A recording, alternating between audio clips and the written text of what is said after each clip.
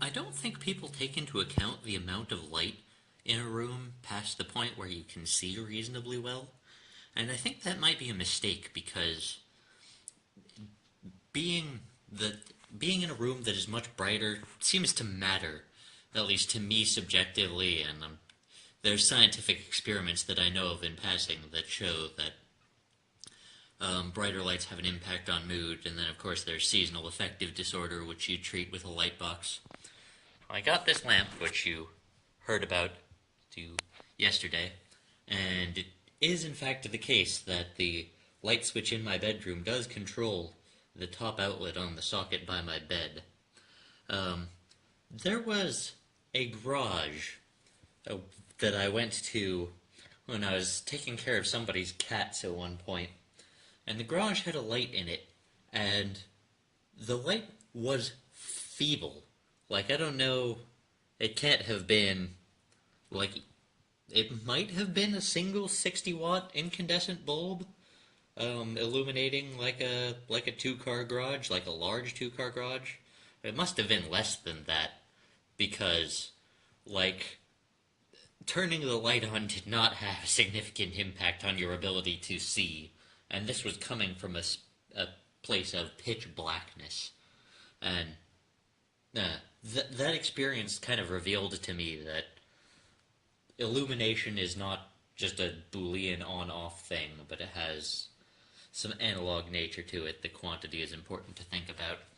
So, I've tried a couple of times to cook refried beans because I love refried beans, but I've mostly consumed them in Mexican restaurants, which were plentiful previously in my life.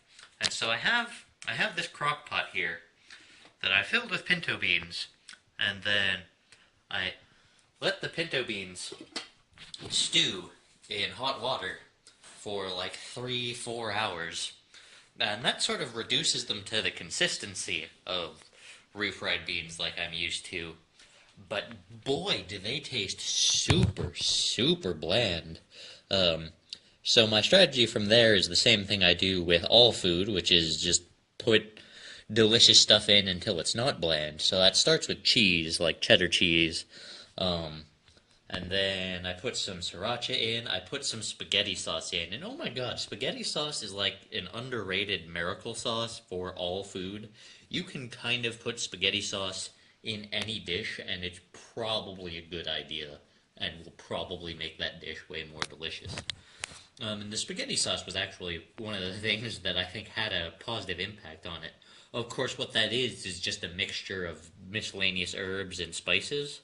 And it would be better to concoct the mixture of miscellaneous herbs and spices myself. But I don't have one of those quite put together. I've searched for recipes for refried beans, and they don't dictate particular herbs and spices. But they do dictate oil, so olive oil was the next thing that I put in, and that seemed to have another positive impact. They're okay now. Like, I've gotten to the point where they're not only edible but reasonably good, but they're not like the same thing as the refried beans I'm used to in Mexican restaurants. And that's like, it's one of the few holdout dishes that I have that I can't cook as well as a restaurant that I would go to, especially now that I have tofu available, because it was refried beans and tofu, and now I've pretty much conquered tofu.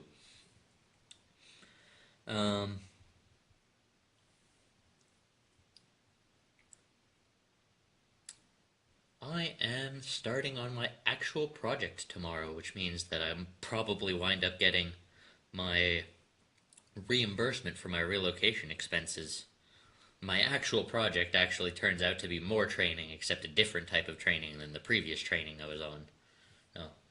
Oh, I'm a little apprehensive to find out what the deal is with that. I have to wake up a little earlier than I normally have to. I have to be there at 8:30 instead of 9. Which is really, like, it's not a big deal, but it's kind of offensive to me insofar as I really, really love the potential consistency of schedule that this lifestyle brings me. If I could just real solid guarantees, ground to stand on, an Archimedean point. Pacific Rim had a reference to the Archimedean point in it, I believe. insofar as the Idris Elba character said, "What I need to be to the people in this space is a fixed point," and that is Archimedes' fixed point with which he can move the world. I think that must have been a reference to Archimedes, like a real subtle reference. I hope so. In any case, I enjoyed when that sentence was said.